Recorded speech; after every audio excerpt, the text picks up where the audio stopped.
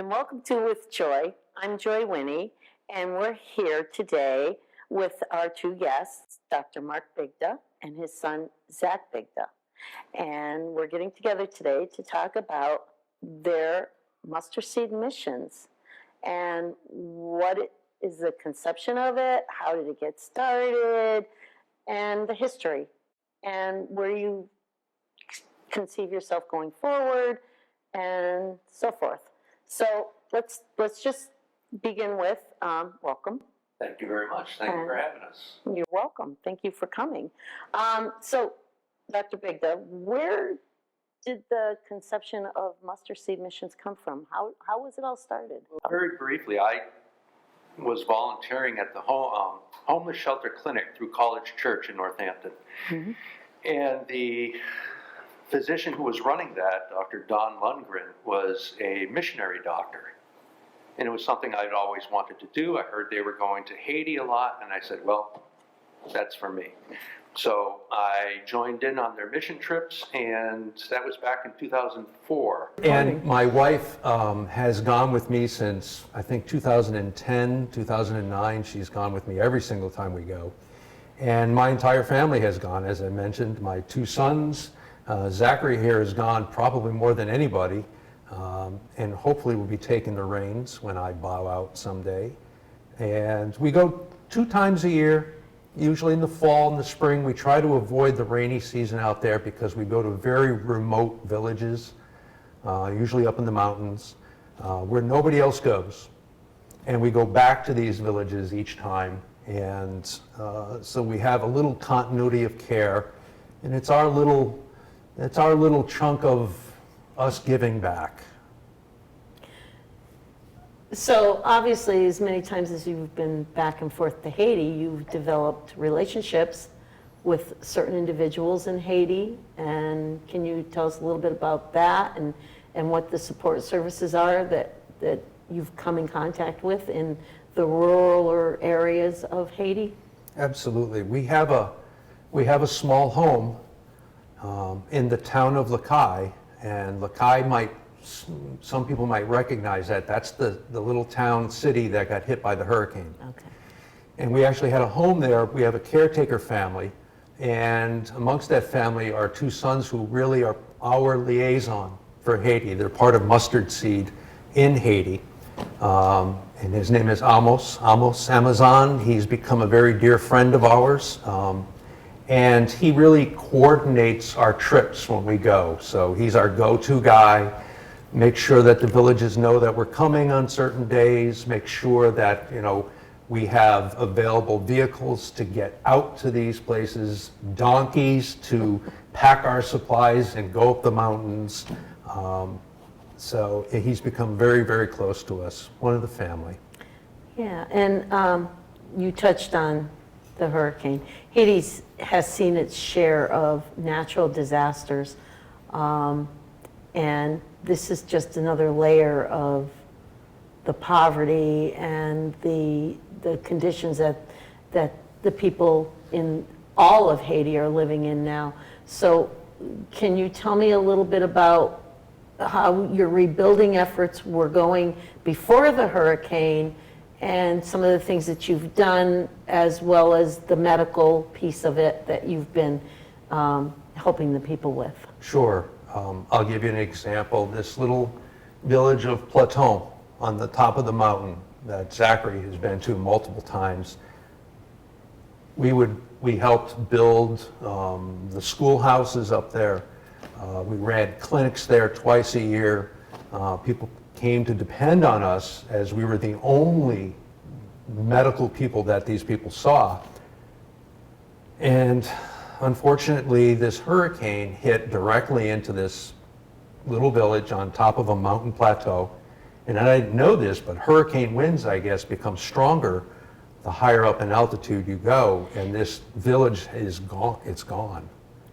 It's literally gone. And they lost over 100 people dead. And that's why we're going to be having a fundraiser in the next couple of weeks to try and get enough money to buy the building materials to try and get these people back into their small homes instead of living in caves and palm-covered little lean-tos, and it's pretty awful, the conditions right now that they're in.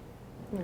So Zach, I know that your parents have been heavily involved, and so what made you want to join up with them and go to Haiti and help those less obviously affluent and as we've been raised here in the United States? Yeah, well, it started when my dad first started going, and I was really young at the time. I was 14, and I was always scared when he'd leave. I never knew what he was really getting into. But as I got older, I learned more and more about what was going on up there, and it just really started to inspire me to even want to join the medical field as well. And when I was maybe 16 years old was my first trip, and I had no medical experience at all. And quite frankly, you don't need to have any medical experience to go, because anybody can do anything to help out. But at the time, I would help set up the clinics, and I would always be playing with the children and passing out toys, and that's how it all started. And from that point on, I started thinking more and more about the medical field. I didn't want to become a doctor, no offense. But None taken.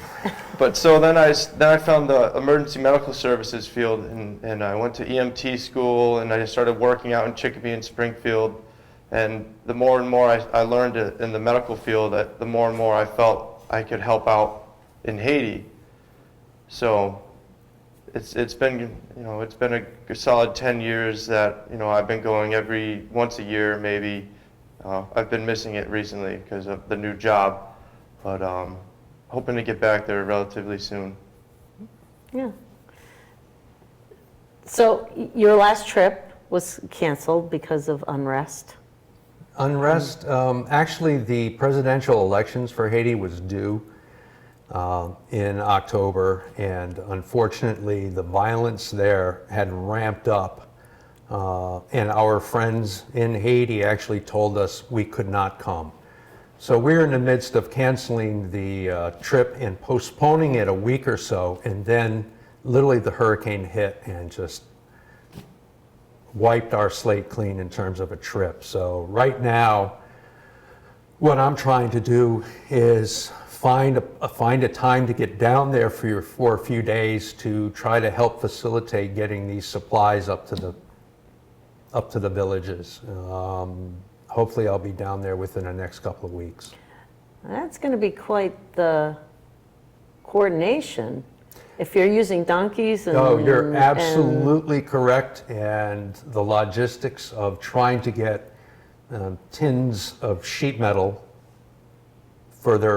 just for the roofs, never mind the wood or the nails, just the sheet metal itself, up these mountain paths that have been destroyed by the waters and the wind. It's the big thing that's hampering us right now. And the other problem is the security. Anything that has anything with supplies in it, vehicles, whatnot, are overrun and ransacked.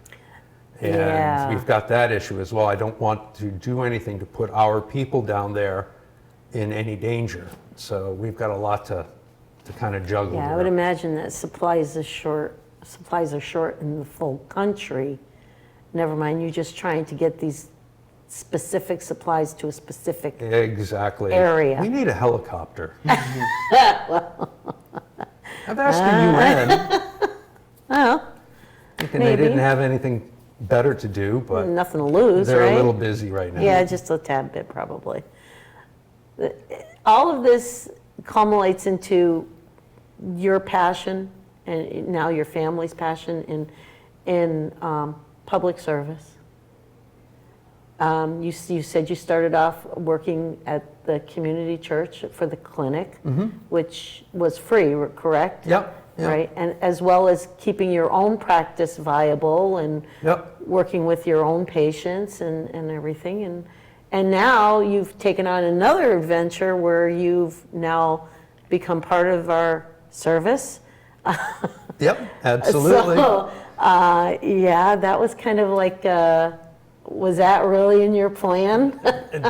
Not really, but it was kind of one of those things that just happened, and certainly stirred my interest, and the next thing I know, I was in the military on top of everything else. Yeah, talk about the hats, yeah. Yeah, numerous hats. Numerous hats. Yeah. You got to keep them guessing, right? As well as being a parent and a Ah, husband yes. and all of these other things that are Yep. in life in general. So going back to Haiti, what are your long-range plans? Your plans now immediately are to get the goods, the viable goods of the lumber, the sheet metal, the nails, and getting them to the location. Once you do that, who's going to be doing the building? Well, we have the people doing their own building. Ah, okay. And there are community people up there who are skilled in construction, and if we provide the materials, things will get built. And one of our priorities up there is the school, which we put this beautiful roof on these two little buildings, and they're gone. And certainly people need homes first. With what people are living in right now, you and I would just find atrocious. And so we need to get them safe under a roof. And after that, we need to get these schools rebuilt to get the kids back to school. Because one of the things that Mustard Seed does is we provide payment for the teachers up on top of this village as well. And this hurricane, it has set us years back again, because we had plans on putting a small permanent clinic up there in the mountains, to be run by a nurse, and we had a lot of other plans as well. There are multiple small villages that people literally will walk 8 or 9 hours to get to us when we do arrive. And we wanted to be able to branch out to these other places, but right now this storm has just put a kibosh on all that. And the Haitian government, We're actually recognized by the Haitian government. We are a legitimate medical group there, but unfortunately, the donations that happened since the earthquake, never mind this hurricane, really have not reached Haiti. There was a lot of donations made, but only a fraction of that got to actually sent to Haiti. And as you can imagine, very little of that actually got to the people.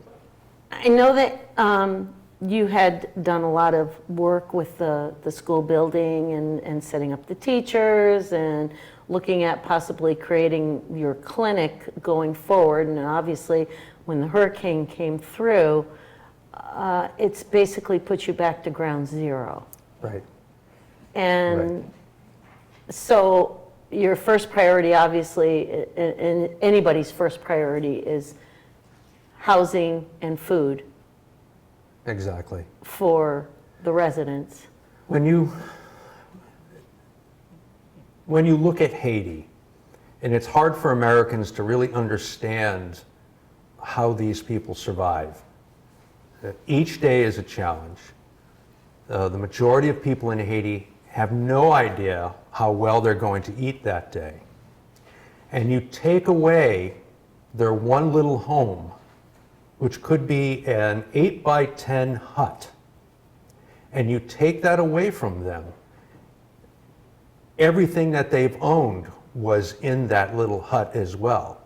They've lost whatever chickens or little goats that they've had, and they literally have the clothes on their backs without the resources that we have here in the United States. There is no Red Cross to come to the rescue. There are no people to jump in and donate and offer things. There's nothing. And to see people suffer at that level is very difficult, and it's hard to live our daily lives here and do our things that we have in comfort without having that in the back of my head all the time. And it drives me, and has always driven me. And it has come to define me, that my ability to give of myself to these people has defined why I'm a doctor. Because if I couldn't do what I do in Haiti, I would be out of the medical field. I'd be done. So when we ask people to donate, the beauty of our organization is there's no middleman. Right, Zach? Yep. The beauty is that it goes directly to the people. Everybody that comes with us on our trips, it's pure voluntary self-pay. There are no administrative costs in our organization that we take money for. It goes to the medication, to the supplies, or to help people rebuild. Period. That's it. You don't find many organizations these days where you don't have the administration, you don't have the middlemen. And you hear more and more people that are donating to these causes complaining about that. And I for one, am a fan of, if you're going to give money, let the money go to the services that are being supplied, whether it be medical, educational, and so forth. With that being said, I know that your organization is working hard to get yourselves out there, to raise some money, and where can people go to look at Mustard Seed Missions, look at the things that you've done? I know that you had told me earlier that the website is being redone, but in the meantime, if people want to consider helping out the organization and writing a check or a monetary donation or whatever, where could they get these funds to you? How can they get these funds to you? Mm-hmm. Where is the best place to do this?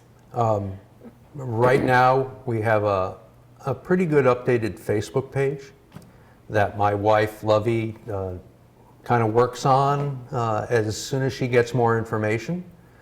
So there's plenty of information there, as well as updated pictures of what's going on the ground down there, that some of our people down there will send us updated pictures. So the information is there.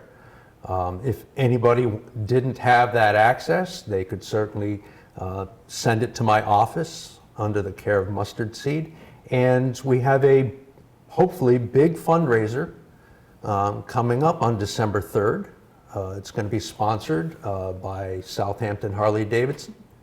So we're looking forward to that. It's on a Saturday, 11 to 3.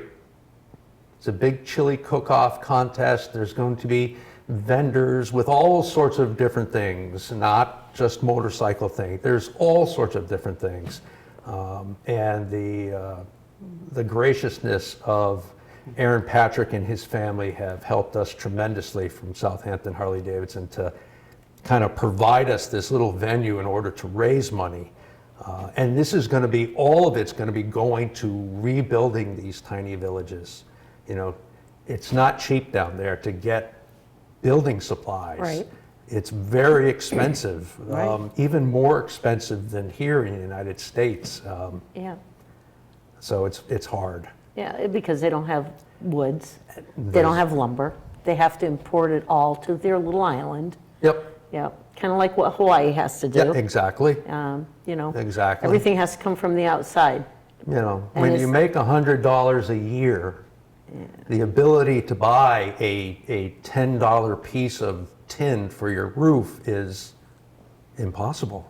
Right, right. So, So a little bit more about the fundraiser. It's December 3rd. It's at Harley-Davidson. It's from 11 to 3. From what I read on the Facebook page, which is Mustard Seed Missions, is what the Facebook page name is? yeah, Mustard Seed Missions, Inc. Yep. Inc. Okay. So if anybody's interested in doing that, go to your Facebook and look up Mustard Seed Missions, Inc., and you will be brought right to that Facebook page. Yep. There's a caveat that you're not telling us about the little chili cook-off. I know that they're going to be taking donations of $5 a person to vote on the chilies. I read that. However, yeah, nothing comes from nothing. So let's talk about what your part in all of this is going to be. I had to agree to being up on the roof, the dock on the roof chili cook-off. So basically, my father's going to be up on the roof of Harley Davidson until we reach our goal, which was, I believe it was $5,000, was it? I don't know, he keeps upping the amount. I thought I heard $12,000. Yeah, that's the last I thought I heard. kind of heard $12,000. Yeah, it's been upping almost by the daily. But once we reach our goal, then he'll be able to come back down off the roof, and we'll just hope for a nice day for him. Otherwise, It's going to be December 3rd here. Yeah. Yeah. So here's my plug. If any of you have Dr. Bigda as your doctor, and you ever want to see him after December 3rd, then you kind of need to get down there and help support the cause so we can get him off the roof. Thank you. We can get him back in the office Thank you on very much for Monday that. morning so he can service all of his patients. That would be very appreciated. Otherwise, No doubt. Otherwise, it is December 3rd. Yes. Sleet, snow, rain, No, it doesn't matter. wind. They've got me up there. The vendors will be inside. Oh, of So course. people will be warm and inside. They have a beautiful Of building there, course. so it'll be nice. And there'll be plenty of food, and so it'll be Yeah. good. They should put a telephone line up to you so that they can charge you each $1 so we can all call you and say, hey, Doc, how you doing? We're thinking about you. No. Aaron and his wife Monica were talking about how I have to be able to jump off the roof into something to be able to get down. And Seriously? I'm not looking forward to that. Seriously? Yeah, I'm going to call the fire department and see what they can do to help me out here. Yeah, you're going to have to call East Hampton. I don't know. No, they have a ladder truck in Southampton, don't they? I don't know. East Hampton. We'll see how that works out. We'll see how that works out. Jumping off a building? Okay, Superman. So, fun and games over. This is a very serious cause. And if people can just find it in themselves to look on the outside and really take a really good deep look into their hearts and souls and say, hey, even in the United States, we have many, many people that are homeless. We have many people that are in dire straits, and I get it. And I working professionally in the school district, I see it. I see it every day, and I see it. But for people to just look inside their hearts and say, you know what, I'm in a good place, and a few dollars going to your organization could make the difference between somebody living or dying, and medically as well as living in their homes and so forth. Without fun and games aside, seriously, every dollar that is spent or goes to your organization is spent on people's lives and whether or not they will live or die. Sure, absolutely.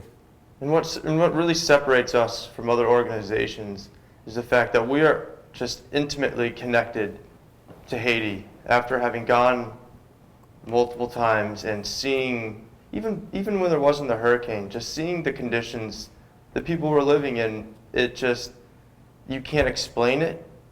Pictures won't describe it.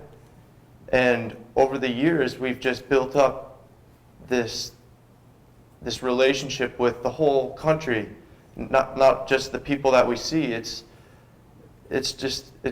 impossible to explain the feelings we get when we're there, the feelings we get when we think about it.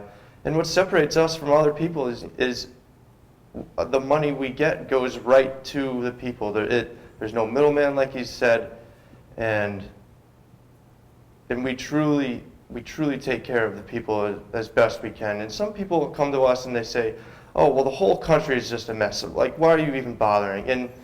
And when I first started going, that really hit me hard when someone asked me that and started giving me trouble about that. And I went to my father and I asked him, this is what was said. And my father told me the story about the starfishes. And I was like, Dad, what are you talking about? And basically, the story goes, there was a father and a son walking along the beach, and after a storm, like millions of starfish were wiped up ashore. And the son starts throwing the starfish back into the ocean, and the father starts throwing the starfish back. And then someone goes, what's the point?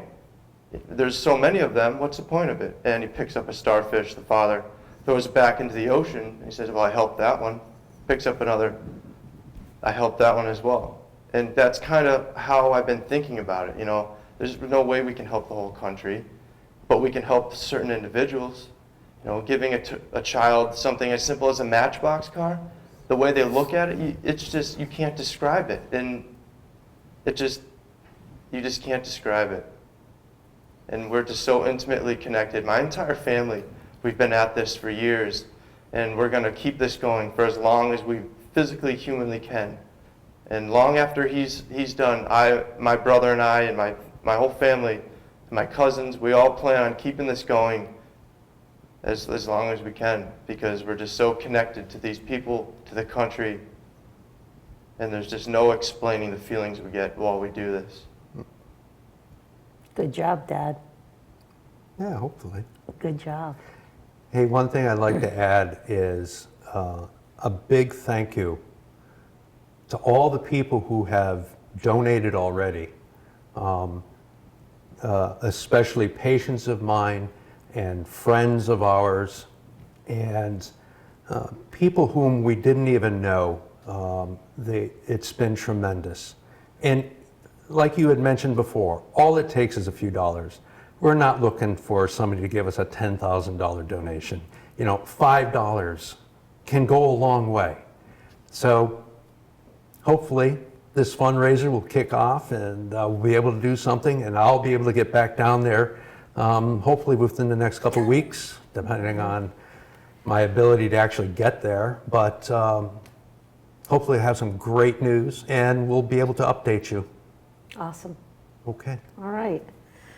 And with that being said, I hope that you all show up December 3rd, 11 to 3. We'll get our wonderful dog Bigda off the roof of the building. And let's try to get to that $12,000 goal, and have some good chili. Vote on some good chili while you're there. It's only a $5 donation. You get to try the chili, and you get to vote on who's got the best chili. So thank you.